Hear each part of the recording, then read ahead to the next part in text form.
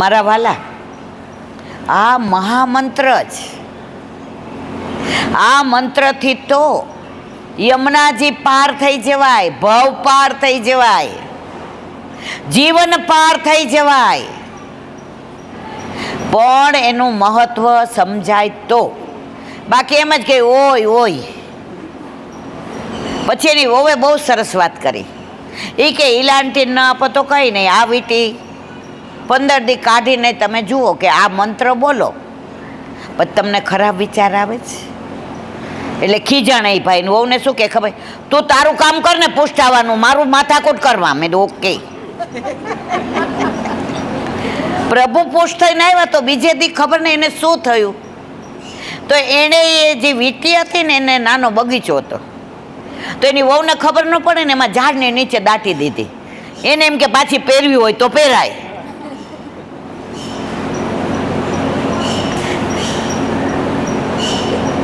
હવે પછી મનમાં બોલે શ્રી કૃષ્ણ શરણમ મમ, શ્રી કૃષ્ણ. પછી એમણે સ્કૂટર ઉપર બે જતા હતા તો એની વહુ કે તમારી વીટી ક્યાં ગઈ? એ કે બોલમાં, હું શ્રી કૃષ્ણ શરણમ મમ બોલું છું ને તો બીક નથી લાગતી. સમજાયું મારા વાલા? આ પ્રભાવ છે મંત્રનો. માહે પડ્યા મહાસુખ માણે, દેખન હારા દાજે.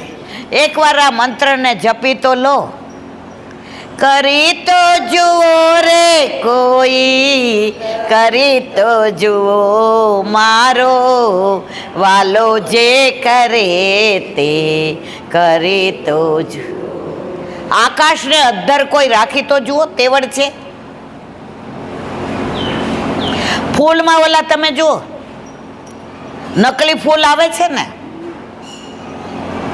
બધા એમ કે ઈલાબેન કેવા લાગે છે? હું કહું હાવ સાચા હોય એવા, પણ સાચા નહીં.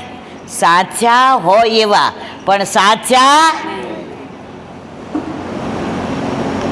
પંચતત્વનું આ પૂતળું બનાવ્યું, પ્રાણ તે માતે કોઈ પૂરી તો જુઓ મારો વાલો જે કરે તે કરી.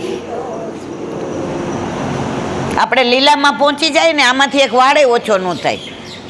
બધું એમને હોય અને છતાંય નીચે ચોખ્ખો કરીને હુવડાવી દે. ઓલા ભાઈ પલંગના બદલે કહો અમને નીચે નાખ્યા. હવે પલંગમાં ન રાખે,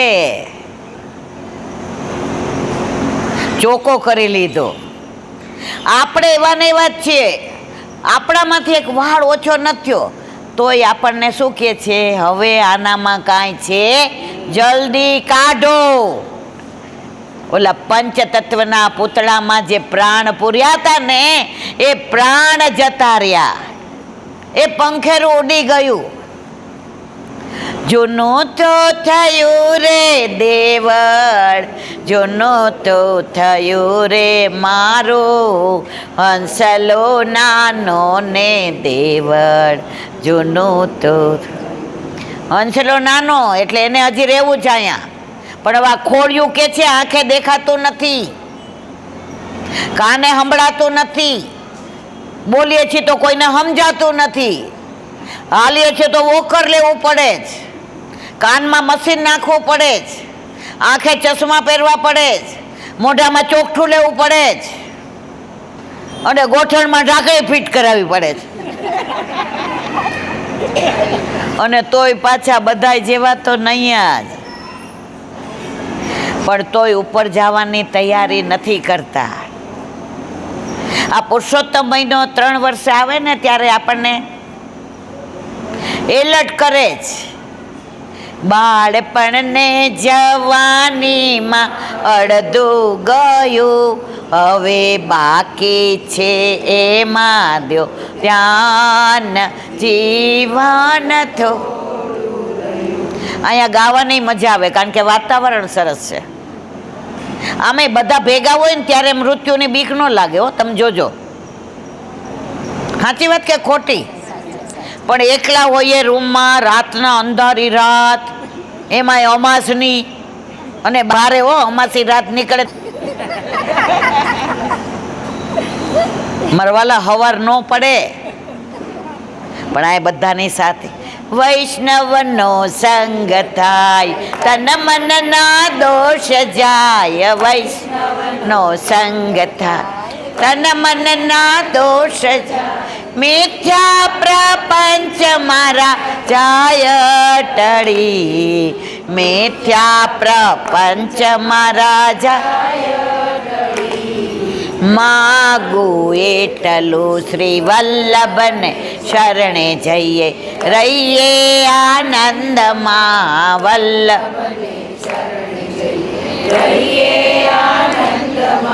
વલ્લભે નવરત્ન ગ્રંથમાં સ્પષ્ટ કહ્યું છે, નિવેદનમ તો સ્મર્તવ્યમ સથા તાદ્રશે જન.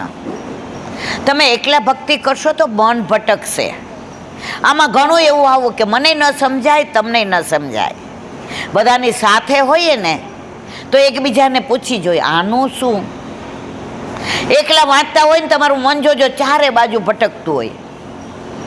રૂમ બંધ કરીને બેઠા હોય ને બહાર સીટી વાગે, અંદરથી બૂમ પાડીએ, સાંભળે નહીં તો મોબાઈલ કરીએ, તૃપ્તિ 4 સીટી વાગી ગઈ.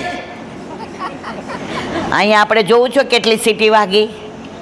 એટલે ભક્તિ તો ભેગા થઈને કરવાનો જ આનંદ આવે. હો મારા વાલા, એક વાર્તા છે પણ નથી કેવી. પછી કાલે આપણે આ મંગળવારે આપણે લોકોને કહેતા સાંભળીએ છીએ કે કોઈકને જો આવ્યું મંગળ નડે છે તો કોઈને શનિ નડતો હોય. ભગવાન કહે છે આ બધું તને જ કાં નડે છે? કારણ કે તું બધા નડે છે.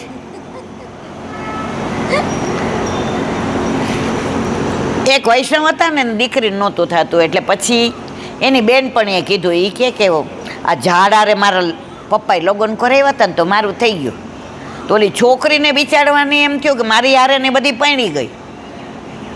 એટલે હવે એ તો એની માને ડાયરેક્ટ કે મારે આવું કરવું છે. એટલે એની બેનપણીને કે મારા મમ્મીને કે મારા મમ્મીને કે. એટલે ઓલીએ કીધું, આંટી આ નીમુનું જલ્દી કરવું હોય ને તો ઝાડા લગ્ન કરો. એના ઘરે આંઠી અમની સેવા હતી. એને મમ્મીએ જવાબ સરસ આપ્યો, બધાય સાંભળો.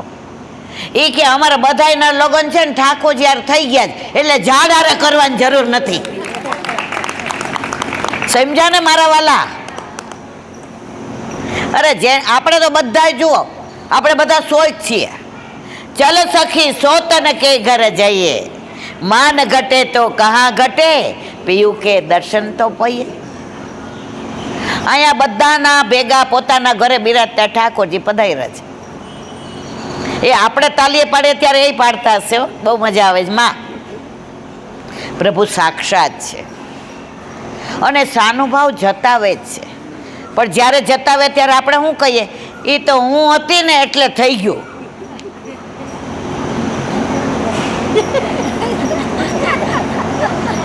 તું હોત તો ના થાત, પ્રભુ હતા ને એટલે થઈ ગયો. ઘણા એમ કે ઈલાબેન અમારે ઠાકોરજી પુષ્ટ કરાવવા જ, પણ મારા પછી કોણ? મેં તો આ તમારા ઘરનું ઘર છે મારા વાલા, 3 માળનો બંગલો, તમારા ભાઈ ગયા ને મારા નામે કરીને ગયા છે. મેં ઓહો, આ ગાડી બાડી બધું મારા નામે. કારણ કે 2 દીકરીઓ છે એટલે વિલ બનાવ્યું ચીલાબેન, પછી એનું. મેં તો એમ મેં કીધું આ બધાનું વિલ બનાવ્યું તો ઠાકોરજી પુષ્ટ કરાવવામાં બીક લાગે છે કે મારી પાછળ કોણ? જે ઘરમાં આવે છે એને ચિંતા કરવા દો ને કે તમારી પાછળ કોણ. એકવાર પ્રભુ ઘરમાં પધારે ને બધી ચિંતા એ જ કરે છે. ચિત્ત તું સિદ્ધને ચિંતા કરે, કૃષ્ણને કરવું હોય તે કરે. ભગવાન કહે છે આ બધું તને જ કાં નડે છે? જે નડતર વિચારોમાં પોતાની શક્તિની બરબાદી કરે માણસ કેવો? કર્મણી એવસ્તે અધિકાર માં ફલેશું કદાચ. તું તારું કર્મ કર અને કૃષ્ણ પર વિશ્વાસ રાખ. અને આ તો ઠાકોરજીએ ગીતામાં કહ્યું છે, મારું ને તમારું નથી, પણ આપણને પ્રભુ ઉપર વિશ્વાસ નથી. ઓલા ચારણના નંગ ઉપર છે આગ્રહ. ઈલાબેન આ ચંદ્રનો પહેર ત્યારે તોય જેના માથે શ્રીજી બિરાજે, ડર દુનિયામાં જેના ઘરે શ્રીજીની સેવા, સદાય એને છે મીઠા હાલો ભાઈ. યત્ર અનુગ્રહ ગ્રહ કિમ કરિષ્યંતિ, જેના માથે શ્રી હરિની કૃપા છે તેને ગ્રહો શું કરી લેવાના. ભગવાન કહે છે જે દિવસે હું તને યાદ આવું તે દિવસે મને યાદ કર, તો તારી આંખોમાંથી જે બે અશ્રુબિંદુ ટપકી કરે, અથવા જે દિવસે તને મારું કામ કરવાનું મન થાય, એ જ સાચો ને સારો કાળ. તમે ભગવાનના સેવા સ્મરણ સત્સંગ કરો ને, ઠાકોરજી તમારા પાસે કોઈને આવવા જ ન દે. આપણા ઘરવાળાને જમાડતા હોય ને બાજુવાળા ભાઈ આવે તો આપણા ઘરવાળા શું કે ખબર છે, થોડી વાર બેસો ને ત્યાં હું જમીને આવું, એમ ન કે મારી ભેગા જમવા આવો. તો આવા ગ્રહો આપણને કાંઈ ન કરી લે. આપણા પ્રભુ કેવા બેઠા છે મારા વાલા. આવો સર્વ ગુણવાન અને શોભાયમાન કાળ ભગવાનના પ્રાદુર્ભાવ માટે આવી પહોંચ્યો. રોહિણી નક્ષત્ર તો આ નક્ષત્ર અજન્મા બ્રહ્માનું નક્ષત્ર છે. એ સૂચવે છે કે ભગવાન અજન્મા. આપણે નંદ ઘેર આનંદ ભયો કરીએ છીએ, પણ ભગવાન થોડા જન્મ લેવાના છે. ભગવાન તો અજન્મા જ, પણ આ લીલા બધી શું કામ કરે છે આપણા માટે. ભગવાનને માખણ ચોરી કરવાની જરૂર ખરી? ભગવાનને સાંકડી ખોર ઉપર દાન લૂંટવાની જરૂર ખરી? શું કામ કરે છે ખબર છે? આ બધી લીલાઓ ના કરી હોત તો હું ને તમે ગુણાનુવાદ કોના કરત? અત્યારે કેવા અહીંયા બધા બેઠા છીએ આપણે. મને સાંભળવા નથી બેઠા મારા વાલા. આ ઠાકોરજીના ગુણાનુવાદ એવા જ. આ રસો હોય છે ઠાકોરજીની લીલા બધી રસવાળી. બીજામાં શસ્ત્રની વાતો હોય, શાસ્ત્રની વાતો હોય, આપણા લાલામાં રસની જ વાતો. મીઠે રસ સે ભરોડી રાની લાગે, રાની લાગે મને પ્યારો પ્યારો યમુના જીરો પાની લાગે. મીઠે રસ સે આવડે છે? હા. અને પ્યારો પ્યારો મિલનભાઈને કીધું આવડે જ. મને કે આ પૂરું કરવાનું જ, નહીં મંગળવારે નંદ ઉત્સવ નહીં થાય. એટલે પાછી હું સમજી ગઈ. આ નક્ષત્ર અજન્મા બ્રહ્માનું નક્ષત્ર છે. એ સૂચવે છે કે ભગવાન અજન્મા. આપણને જન્મ થયો હોય એવું લાગે, પણ વસ્તુતઃ કોઈ માતાના ઉદરમાંથી ભગવાનનો જન્મ નથી થયો. તેમની આશ્વાસ આવિર્ભાવ, આપણામાં આવિર્ભાવ અને પ્રાદુર્ભાવ. તિરોભાવ, તિરોભાવ એટલે છુપાઈ જવું. છુપાઈ ગયેલા આપણે થપ્પો રમીએ ને, છુપાઈ ગયા હોય ત્યારે ના દેખાય. જેવો થપ્પો કરીએ એટલે દેખાઈ જાય. તો પ્રભુનો આવિર્ભાવ અને તિરોભાવ છે. પ્રભુ જન્મતા નથી. આ બધી લીલા આપણને આનંદ આવે ને એટલે કરીએ છીએ. આપણે રસ્તામાં જતા હોઈએ ને અને કોઈ જગ્યાએ નંદ ઉત્સવ થતો હોય ને આપણું સ્કૂટર ઊભું રહી જાય, આપણા પગે થીરકવા માંડે. પછી યાદ આવે કે ઓફિસમાં મોડું થાય, ચાવી આપણી પાસે, પણ 2 મિનિટ દ્રષ્ટિ કર્યા વિના રહીએ નહીં. આ કાનોડાની રસની પરાકાષ્ઠા છે. દિશ પ્રસે દુર્ગણમ નિર્મલોદુ ગણોદયમ મહિમંગલ ભૂમિષ્ઠપુર ગ્રામ વ્રજાકરા. દિશાઓ પ્રસન્ન થઈ. જ્યારે જીવનમાં ઈશ્વર જળવાના હોય ને, મળવાના હોય, ત્યારે દિશાઓ પ્રસન્ન થાય. આપણા ઘરે પ્રભુ પધારવાના હોય ને એ દિવસે ઘરમાં જુઓ તમે, ઘરે કહીને જઈએ કલાકમાં આવી જઈશ. આસોપાલવનું તોરણ બાંધે ને ફુગ્ગા લગાવે ને વેલકમ કરે ને નેચરલ બધું. હવે તો લગ્નમાં ઓલી કેકો કાપે, અરર. આપણામાં તો શ્રીફળ વિધિ હોય, રિંગ સેરેમની ન હોય મારો વાલો. આ જ્યારથી રિંગ સેરેમની આવી ને ત્યારથી રીંગો એક પછી એક બદલાવા માંડી છે. પેલા શ્રીફળ હતું ને તો એમાં સાથીઓ, એમાં ચોખા, એને વધાવવાના, અને આટલા બધા વૈષ્ણવો સગાવાલા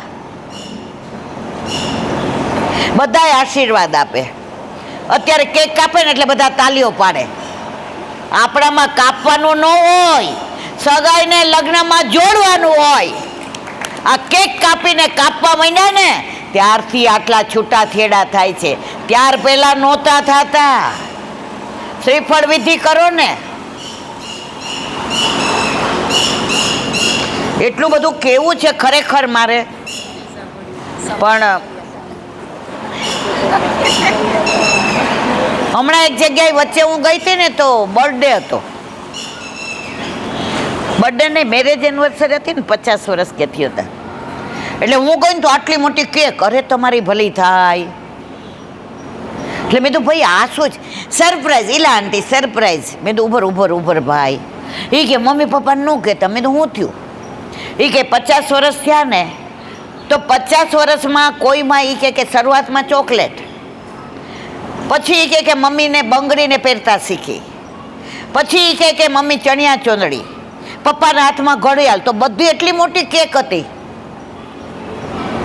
મને બતાવી સરપ્રાઈઝ. મેં તો ભાઈ હું સત્સંગ નહીં કરું. અરે મને કે આટલા માણસોને બોલાવ્યા છે લા આંટી. મેં તો સોરી બેટા, જ્યાં કેક કપાય ને તમે બધા આનંદ કરો, ગાઓ, કેક કાપો. ત્યાંની વહુ હતી ને પ્યોર પુષ્ટિ માર્ગી હતી. આવીને કે આંટી કેમ? મેં કીધું કેક કાપવાની હું વિરોધી છું. એના દીકરાને જે સમજાયું હોય તે એણે કેક લઈ અને આ ઝૂંપડાવાળા હોય ને એને બધાને ખવડાવ્યા. આ પૂછો, ખોટું નથી બોલતી મારા વાલા. રીમા મારી સાથે જ હોય બધી. પૂર્વી હતી કે નહીં મને ખબર નથી. આવીને મને કીધું આંટી હવે. મેં કીધું હવે 1 કલાક નહીં, હવે 2 કલાક સત્સંગ કરીશું. અને એના મા બાપને ખબર પડી કે આ લોકોએ આવું કર્યું હતું ત્યારે એના મા બાપે સરસ કહ્યું. એ કે 50 વર્ષ અમારા જીવનના કપાયા નથી, વયા છે. 50 વર્ષ અમારા લગ્નના કપાયા નથી, વયા છે. નદી વહેતી હોય ને તો નાવ સરસ ચાલે, એમ અમારી નૌકા તમને બધાને દીકરાઓ બેસાડીને સરસ ચાલી છે. અમારી નાવ વચ્ચે ક્યાંય કપાડી હોત ને તો આપણે બધા ડૂબી ગયા હોત. અને પછી અમને સત્સંગ કરવાનો જે આનંદ આવ્યો, ઘણાને હું કડવી લાગુ છું પણ કાંઈ વાંધો નહીં. જો ભાઈ બહુ રોગ લાંબો થઈ ગયો હોય ને તો કડવી દવાઈ પીવી પડે.